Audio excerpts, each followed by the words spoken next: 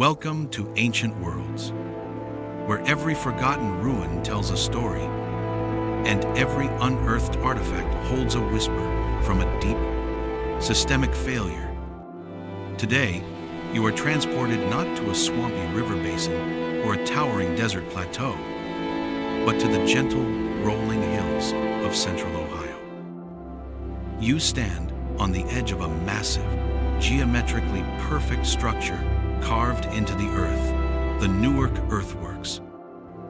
You feel the scale immediately. This complex, built approximately 2,000 years ago by the people of the Hopewell Culture, once spanned over 4 square miles, connected by meticulously engineered earthen avenues. It is a masterpiece of prehistoric civil engineering and a profound statement of astronomical genius. Ever wonder what it truly felt like to stand in the shadow of a living civilization built entirely on fragile complexity? You are about to uncover the secret language of this forgotten science, the silent collapse of a spiritual empire, and the fate of the people who attempted to harness the rhythm of the moon itself. The mystery of the Newark Earthworks is not in its construction. We know they moved millions of cubic feet of earth, but in its purpose and precision. Its colossal scale was not designed for a static population, but to coordinate and unite disparate groups across a massive regional network. This complex served as the apex system for the Hopewell world, a grand ceremonial center where dispersed, autonomous communities aggregated for ritual, trade, and political synchronization. Our central thesis for this investigation into the anatomy of the ancient is that the Hopewell system, while brilliant, became fatally reliant on the complexity of its astronomical calendar. The system demanded immense, coordinated labor and internal stressor to maintain a complex calendar tied to the 18.6-year lunar cycle. When exogenous shock, the disruption of the specialized long-distance trade routes, hit, the political authority could no longer justify the immense effort required to track the calendar, and the entire system of regional cooperation fractured. So, before you get comfortable, take a moment to like the video and subscribe, but only if you find the journey we're about to take is a valuable one. Invite viewers to share where they are watching from and which lost civilization fascinates them the most. Now, let's journey back in time and uncover the story of a lost world. We begin by decoding the mathematical marvel that anchored this massive ritual enterprise, the Octagon. You stand now within the precise geometry of the Octagon Earthworks, the undisputed crown jewel of the Newark complex.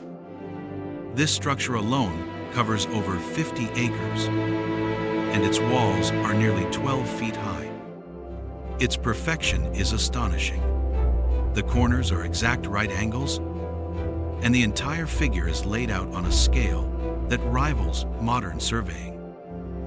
This is the apex system defined, a masterful fusion of engineering, mathematics, and cosmology. The key to the Octagon is its function as a massive astronomical observatory dedicated not to the solar cycle, which is easily observed, but to the complex 18.6-year cycle of the lunar standstill. You trace the path of the Eastern Avenue, which runs straight for nearly a mile before connecting to the massive Great Circle enclosure.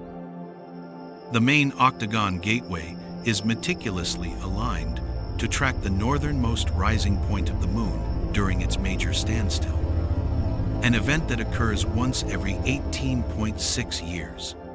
This complex knowledge was the foundation of the elite's power.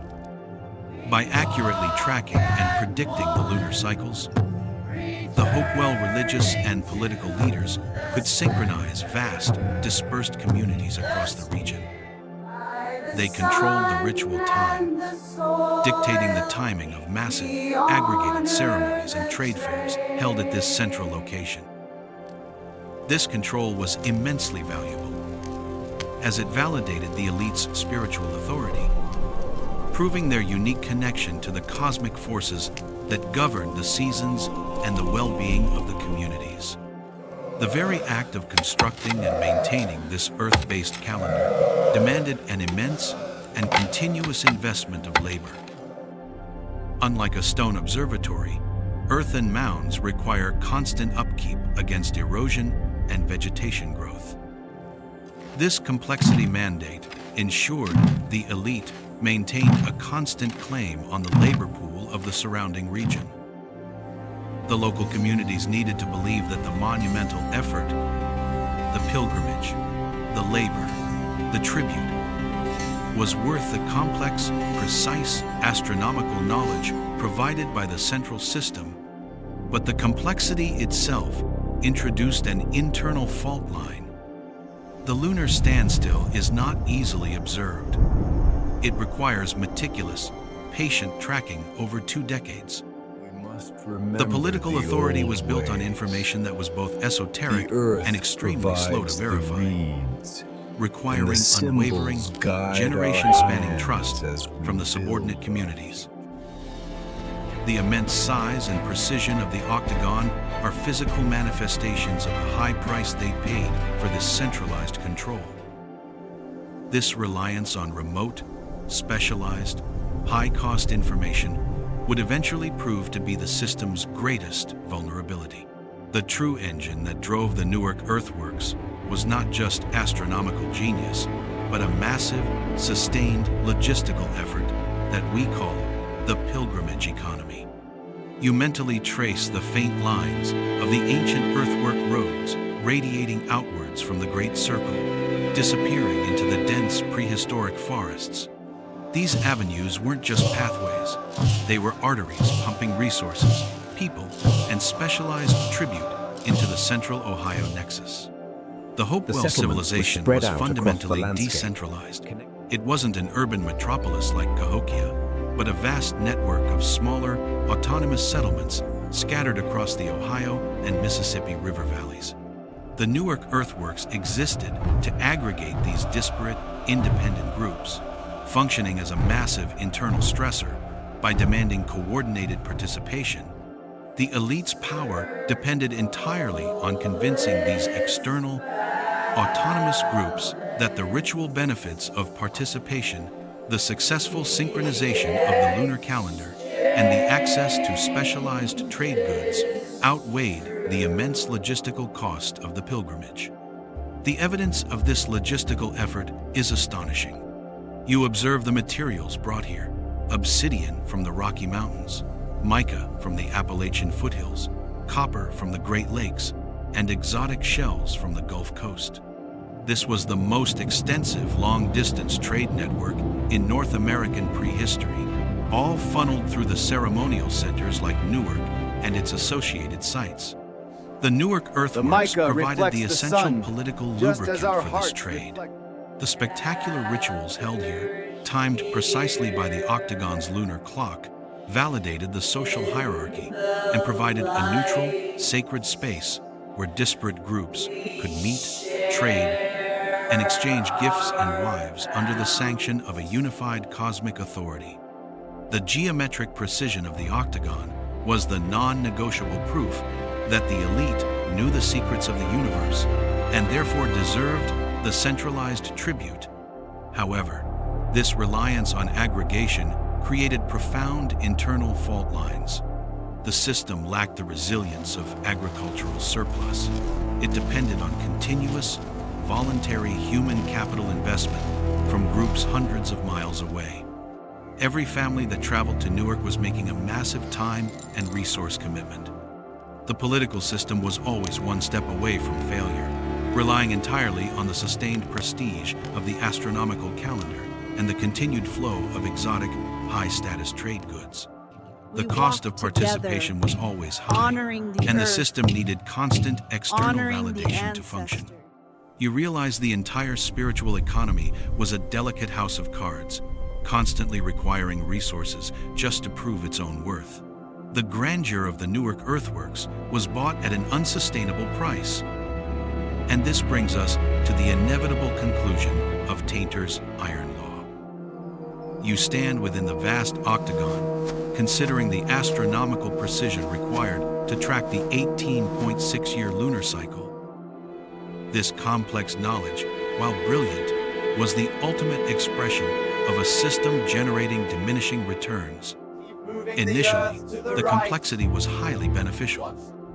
The central elite's unique ability to predict celestial events and synchronize the seasonal movements of dozens of groups across the continent provided massive social coherence and facilitated robust trade. The investment in the early earthworks was worth the returns in political stability and resource access. But as the system aged, the costs inevitably began to outweigh the benefits. Think about the sheer, continuous labor required. The earthworks, unlike stone megaliths, were constantly subject to erosion, weathering, and vegetation overgrowth. Maintaining the geometric perfection of the 6-mile-long walls and the monumental octagon required perpetual seasonal labor, a huge, guaranteed flow of human capital. Every generation, the peripheral communities had to send their workers on the long, arduous pilgrimage, not just for ritual, but for maintenance. This is where the political burden becomes clear. The cost of labor was immediate, visible, and physically exhausting for the peripheral groups. The benefit, however, was abstract and deferred. A slightly more accurate calendar, and access to exotic goods that primarily solidified the power of the distant elite. As the system demanded more and more labor merely to keep the mounds from slumping back into the Ohio soil, the perceived return on investment dropped sharply. This created profound internal strain. The leaders needed the pilgrimage economy to function, and the complexity of the lunar clock was the justification. Yet, that very complexity became the dead weight dragging the system down.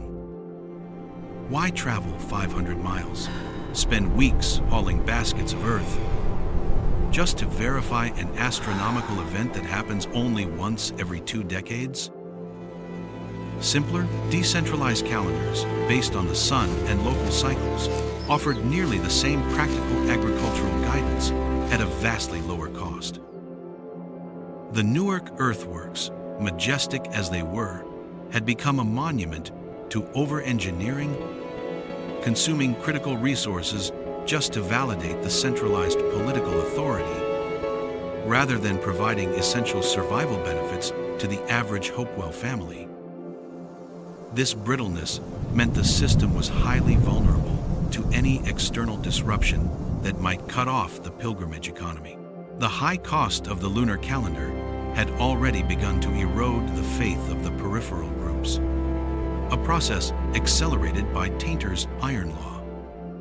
Now, an external crisis hit the system where it was most vulnerable: its specialized supply chain. The Newark elite's power was dual.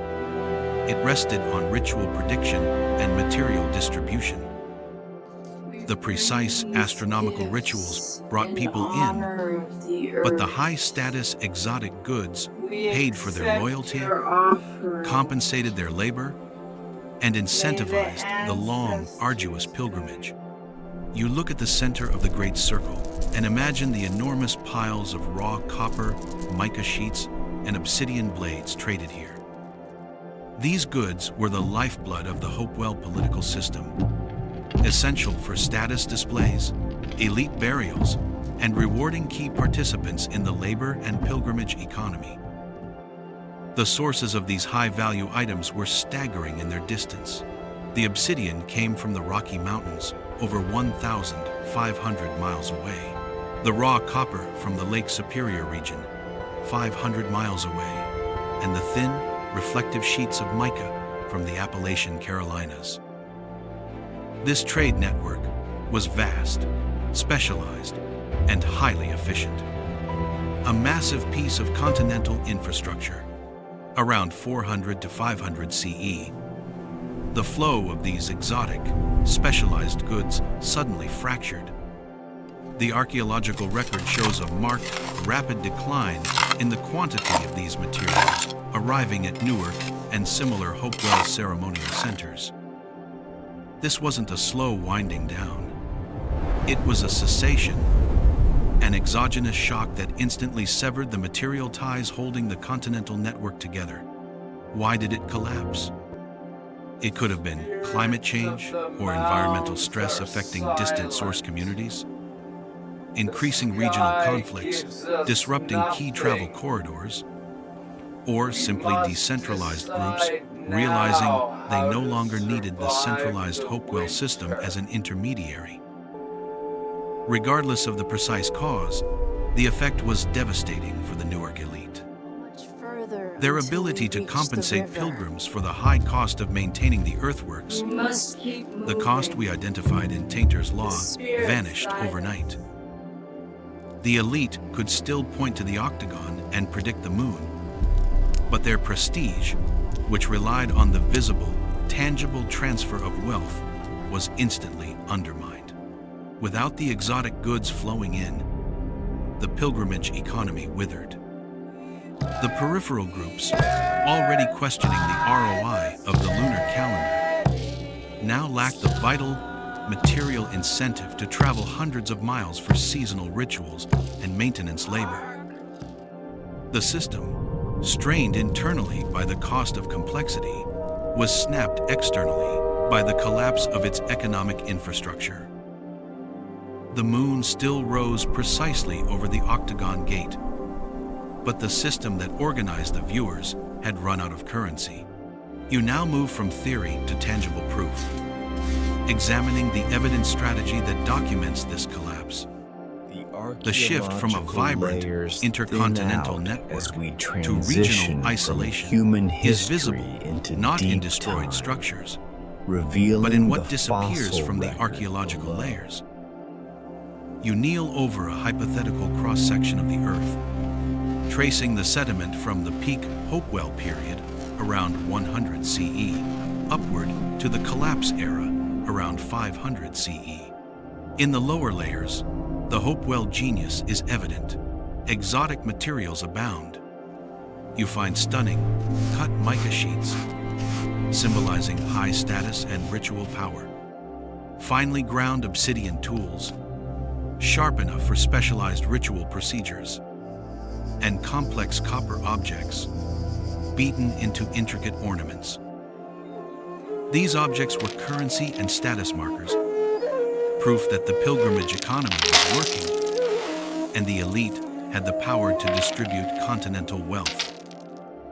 It's incredible to think of these tiny treasures traveling thousands of miles across mountains and rivers. But as your gaze moves to the upper layers, the soil corresponding to the 5th and 6th century CE, the change is stark.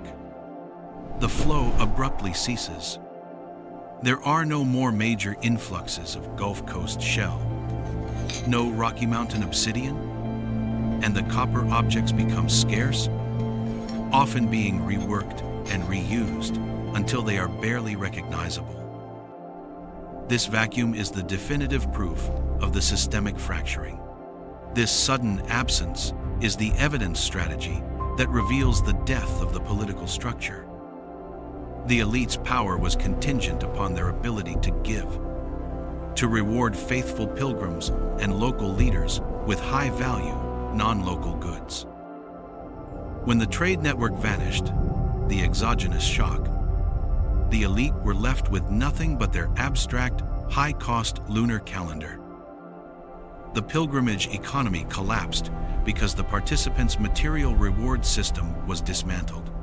The cost of maintaining the Octagon, the continuous labor required by Tainter's Law, had already grown too high. The elite needed extraordinary material compensation to justify that cost. When the obsidian stopped coming, the calculus changed overnight. The peripheral groups realized the enormous labor commitment was now yielding only the ritual benefit of the calendar, a benefit they could, in truth, approximate locally and far more cheaply. The system, lacking material redundancy, fractured along its existing internal fault lines, decentralized authority. The earthworks remained, still aligned with astronomical perfection, but now standing empty, a ghost monument to a cosmic alignment that no one could afford to attend anymore. The ultimate sign of systemic failure is not destruction, but silence. The gradual, systemic collapse of the Hopewell culture and the final abandonment of the Newark Earthworks provide a powerful legacy and warning regarding complexity built upon information and spectacle, rather than essential utility.